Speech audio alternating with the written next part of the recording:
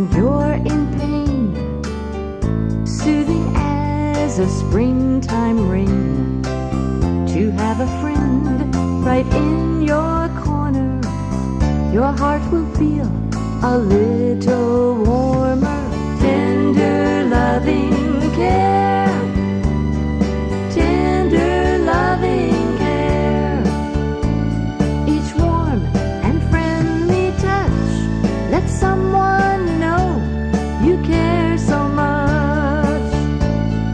Tender loving care, tender loving care.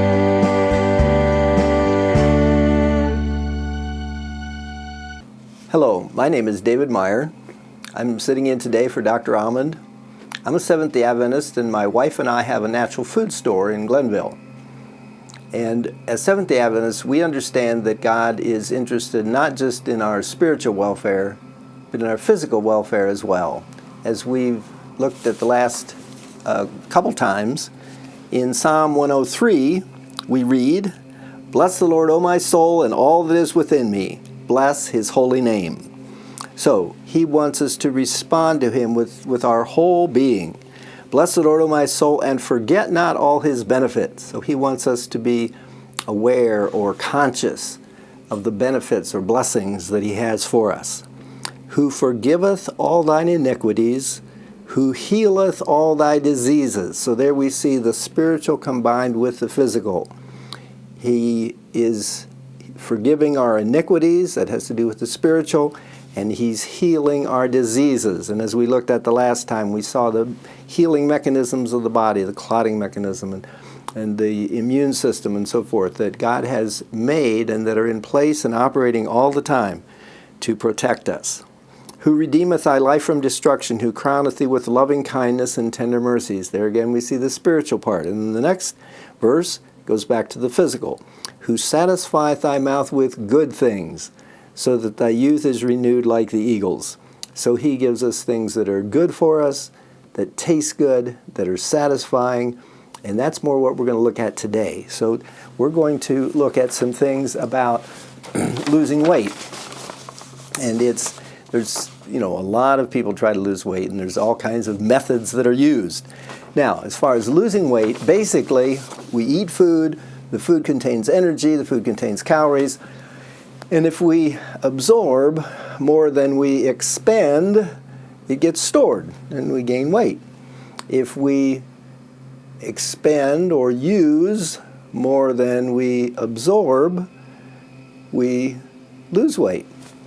And of course, it's used for like physical activity, it's used for mental activity, it's used just for the chemical operations of our body, even if we're not really active. But obviously the thing that we can change the most probably is our physical activity if we want to use up extra energy or extra calories. But on the other side, we often are trying to keep from taking in too many calories or absorbing too many calories, and there's various ways of doing that. Some people undergo an operation where they get part of their digestive tract cut out so that you won't absorb as much, or so you won't be able to put as much, so your stomach isn't as big to hold as much. There's a high protein diet, which actually in the studies that they've done, it seems like because of the rules that go along with that, it's actually cutting down on the number of calories. And then of course there's portion control where you just take smaller portions, or counting calories where you count the calories that you're consuming and just try to not take in too many. And these things work to a certain extent, but obviously they don't work real well for everybody, because a lot of people really struggle with losing weight. Now, there's another method that I'm going to share with you today that really makes it a lot easier, as we'll see.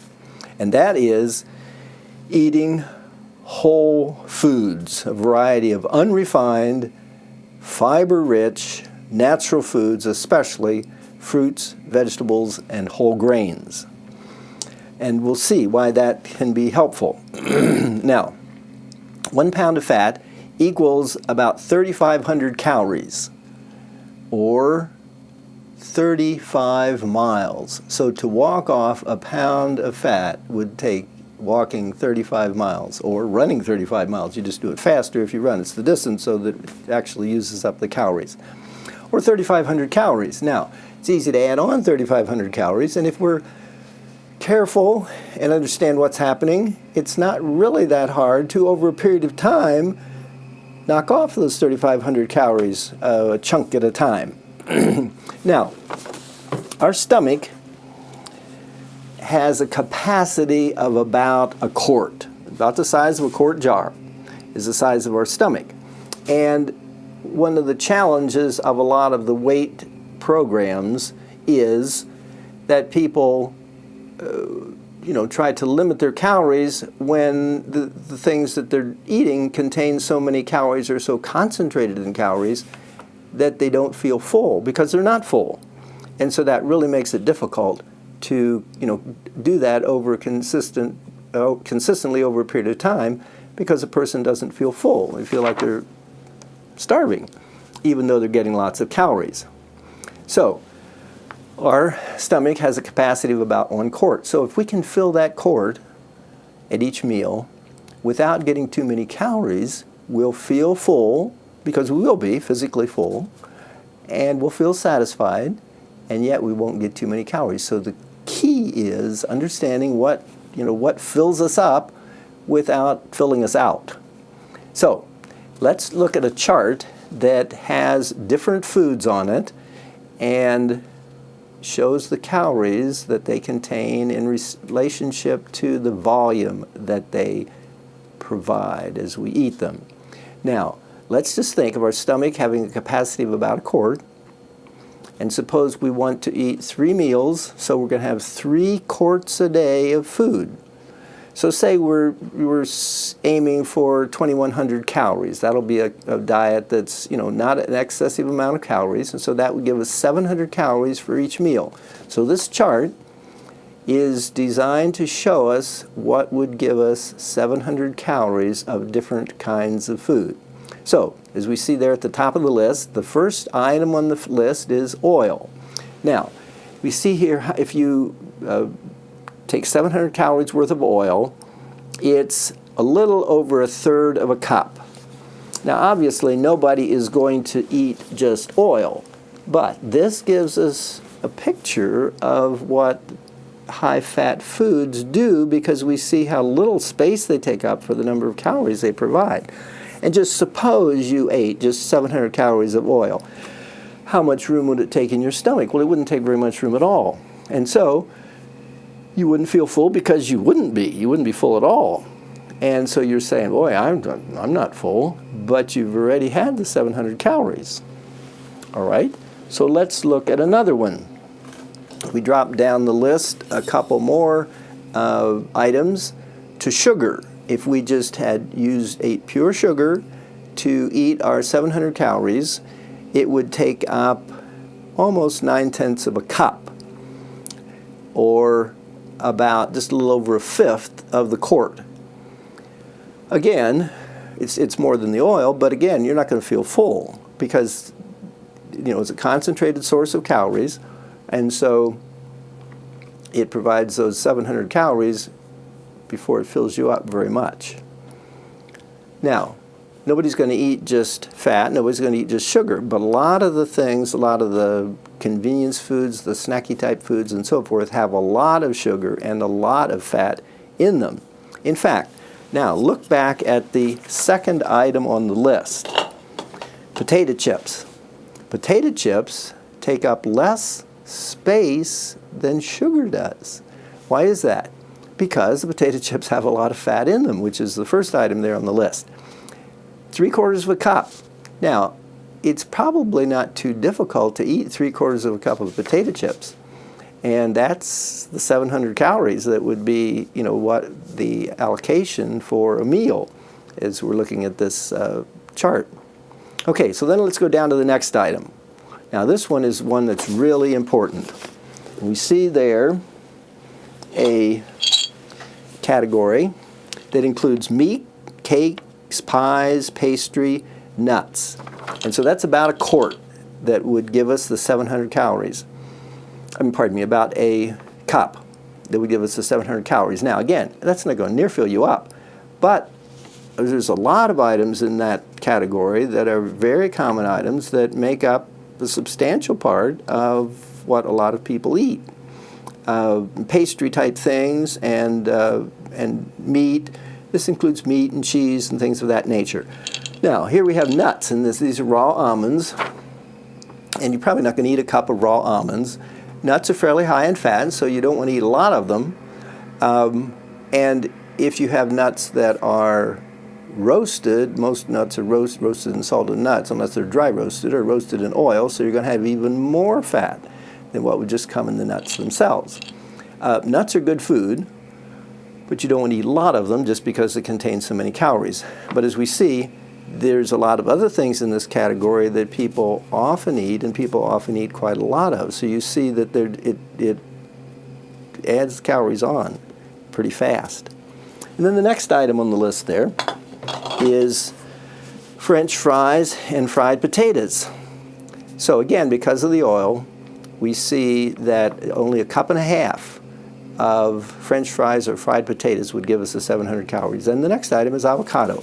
And because of the fat in the avocado, it is just a little over 1.5 cups, almost 1 3/4. And then bread is 1 3/4. There's quite a few calories there, but it can be good food, especially if it's whole wheat bread, unless a person has a specific gluten allergy. Really, most people don't have a specific gluten allergy. The few that do need to avoid wheat, but for those that don't, it's not a problem. And then we have olives, which are almost 2 cups. Again, because of the fat, they're fairly concentrated. Then we have dried beans, and dried beans are just under the line, and so 3.3 cups, or 8/10 of a quart. Now here I have some canned, dried garbanzos. So these garbanzos just had water put in with them and a pinch of salt, and then were canned in a pressure cooker. So any kind of beans, pinto beans, kidney beans, navy beans, black beans, are about the same amount of calories. So a person could eat almost a quart of dried cooked beans and not get over the 700 calories. Well, you're probably not going to eat a quart of dried beans. You'd feel full. And so you can see how the kind of food makes so much difference. You can fill up on this. You'll be full because you are full, and yet not have too many calories. Now, let me just mention here that the stomach has stretch receptors and pressure receptors that sense how much food is in the stomach. Now, you normally don't think about this unless you just, way overeat and stuff your tummy and it feels, just stuffed. You'll sense that. You'll feel that. But just from normal eating, normal quantities that don't, overfill the stomach, you're not going to feel it consciously. You're not going to be aware of it consciously. But it's reported to the brain, and the brain senses that and tells you whether you're full or not. And so it's important in feeling full and being able to stop eating at the appropriate time. Again, if your stomach is full with food that's good food, you're going to feel satisfied. And if it's stuff that doesn't have too many calories in it, as some of these, as we'll see some more things, then that makes it just so much easier to maintain an appropriate weight. Okay, the next item on the list is corn. That's like fresh, frozen, or canned corn. 1.2 quarts of that would give you the 700 calories, or the allocation for the meal. And then we have a cooked grain. Now here I have oats. These are just rolled oats. They're not cooked, but just imagine that these were cooked. And a cooked grain, about 1.3 quarts, gives us the 700 calories. So that's any kind of cooked grain, like oatmeal, or cooked rice, or cornmeal mush, or cooked millet, or cooked buckwheat. These are grains that a person can cook. You can also cook wheat in rye, but they're really chewy. Now, you can have like cream of wheat or something like that. And if you have like whole wheat cream of wheat, that's a good food. So it would take, you can see, you can eat oatmeal and if you eat a quart of it, that would fill your stomach. Again, you're probably not going to eat a quart of oatmeal. I think a person would feel full on that. But if you ate a quart of oatmeal, you'd get about 538 calories. So that's not going to be too many calories. I mean, you're going to be below the line. And so, here's food that has calories, it has energy, it has fiber in it. That fiber's great. And again, that fiber fills you up without giving you calories. And it has good nutrition, good vitamins and minerals in it. So all the grains are, the grains themselves are not going to make you gain weight if they're whole grains. Now, what's important is to have whole grains, because a lot of the grains that you say in the grocery store, most of the baked products that you get in the grocery store are made from enriched wheat flour. It's enriched in that 20-some nutrients are removed in the refining process, and then maybe half a dozen or so are put back. And so then it's called enriched because of what they put back. Well, they took more out in the first place. And of course, the fiber is largely missing. And so that fiber is really important. All right, so the next item we have on the list is banana and then baked potato.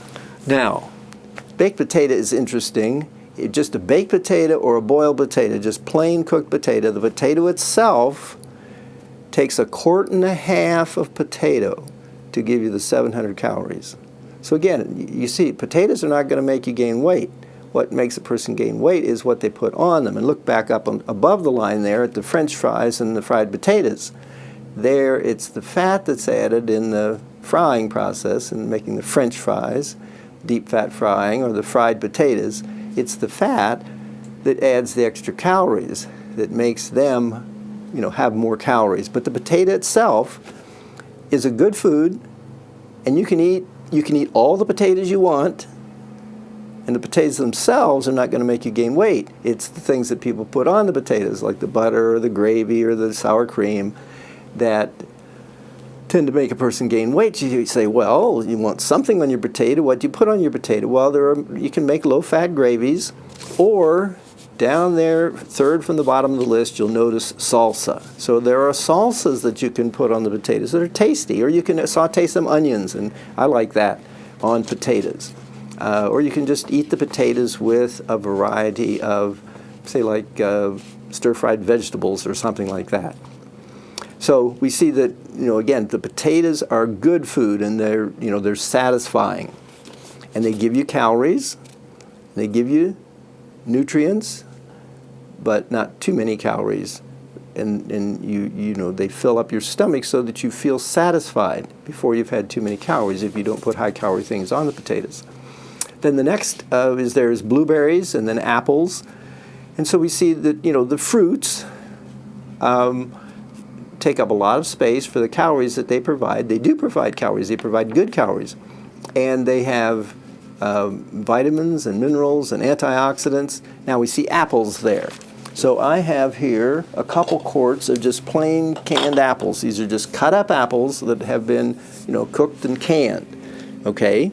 So we see there apples 2.1 quarts. Well, here we just have 2 quarts. So that would, this doesn't quite give you 700 calories. So again, you can see by choosing the right things, you can fill up. Like 1 quart of canned apples would only give you 333 calories. So you can see the importance or the value of eating things below the line. The more things you eat below the line, the more full you're going to be on less calories. And so that's the key. And then we have peas and carrots and green beans and broccoli. And so we see things that have, again, they have flavor and texture and color, but not a lot of calories. And then the salsa. Now, it's important to get low-fat salsa. The reason I listed there the Hain mild salsa or the old El Paso, their mild medium salsa, is because there are salsas that contain quite a bit of oil. So you need to get one that's low calorie. And then we have melons and tomatoes. So those are things that you're not going to gain weight on. You can eat all the cantaloupe, all the watermelon, or tomatoes. They contain a lot of water, of course, but they're tasty. What tastes better on a hot summer day than just a cold slice of watermelon? And tomatoes, tomatoes fresh out of the garden on a sandwich, and lettuce. Now, regular iceberg lettuce is mostly water and probably doesn't have a lot of nutrients in it, but there's leaf lettuces, red leaf, green leaf lettuce, romaine.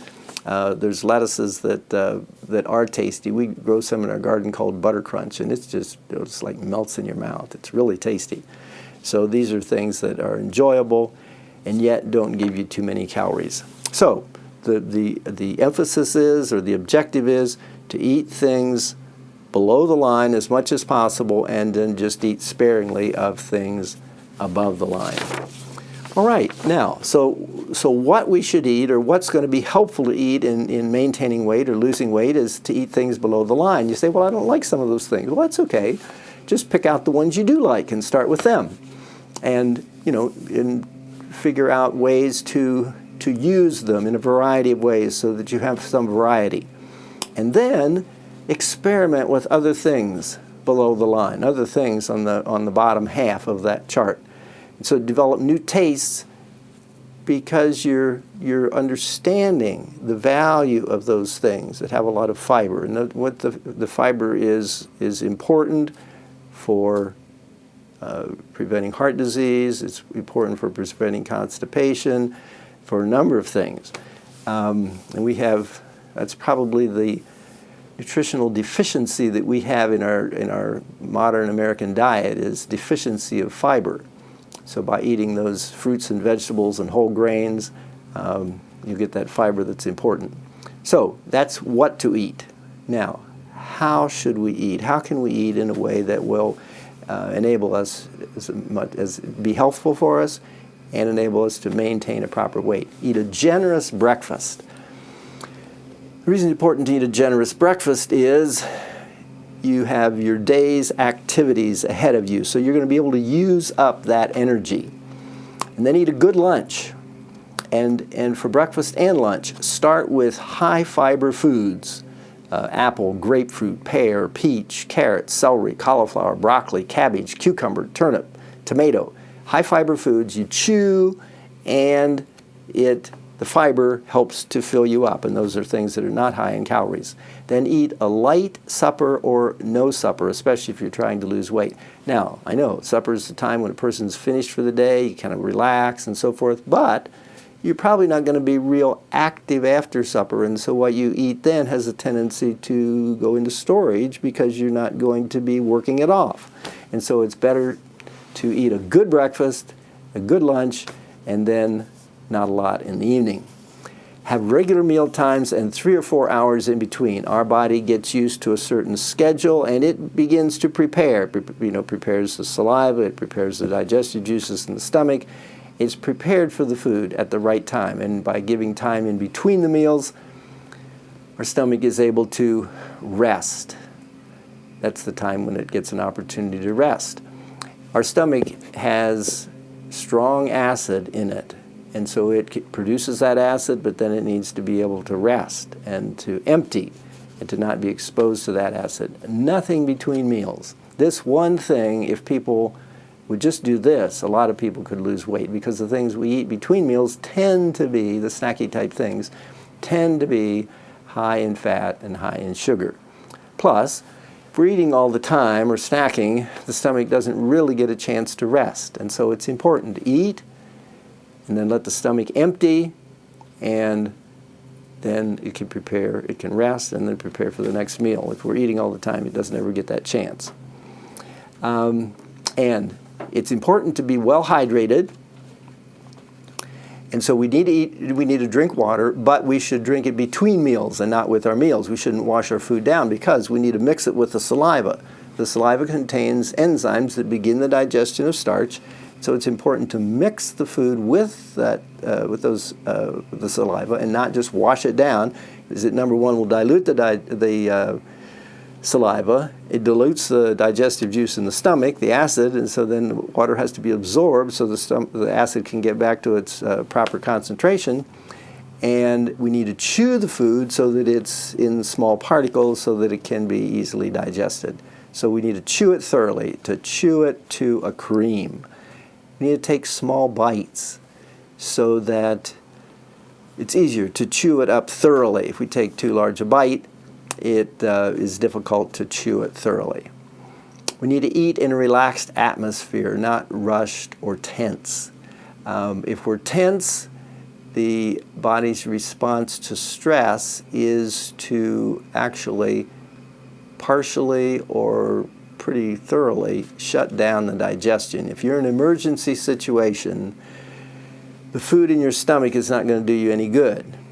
You need energy, but what the body does, it releases that energy, it puts glycogen from your liver, it uses that to put energy into your bloodstream in the form of glucose, and your blood sugar rises in response to an emergency so that you'll have energy to do whatever you need to do in the emergency. What's the food in your stomach is not going to be available, and so it just basically shuts down your digestion. So if you're under stress, if you're tense or nervous, it tends to make your digestion slow down or almost stop. Have you ever felt like your food just sat in your tummy if you were tense? Well, that's kind of what's happening. And so it's important to relax and to enjoy the food in your mouth. Now, the food on your plate can be enjoyed to a certain extent. You enjoy the flavor, the appearance of it, the colors and the smell and so forth.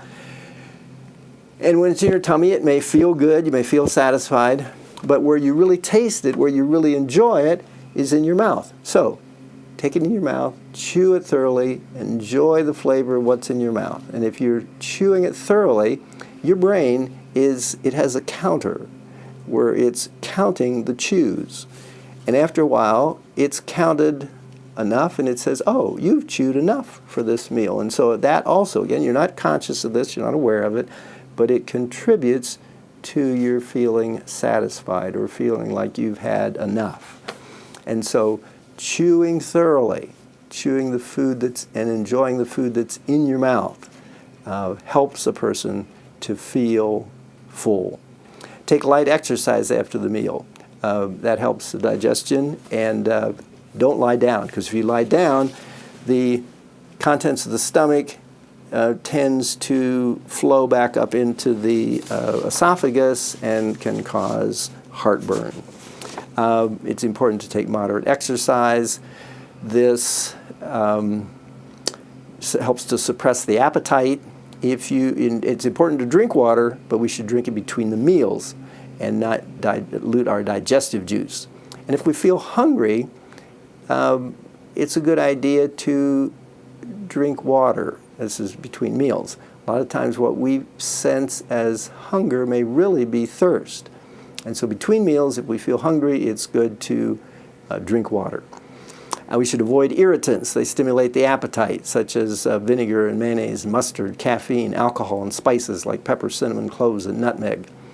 And we should minimize salt intake. That likewise stimulates the appetite. We should get adequate sleep. Adequate sleep helps us to be alert and thinking clearly so that we can relate to all these things that we've just talked about in an intelligent, understanding, effective way. So, as we read in Psalm 103, the Lord says that He gives us food that He satisfies our mouth with good things. So we can be thankful that God gives us food that is tasty and enjoyable and good for us. God is good. Stories of a West Virginia Doctor, written by Dr. Harold D. Allman. A collection of 55 short stories about his experience as a small-town doctor in central West Virginia. And Tender Loving Care, Stories from a West Virginia Doctor, Volume 2, written by Dr. Greenbrier Allman, using videotapes to write 70 additional stories of his father's very colorful life as a small-town doctor. They can be found for purchase at Amazon.com and most local bookstores. Tune into Channel 3 Buckhannon for Tender Loving Care with Dr. Greenbrier Allman, where he talks about the connection between Christianity and medicine.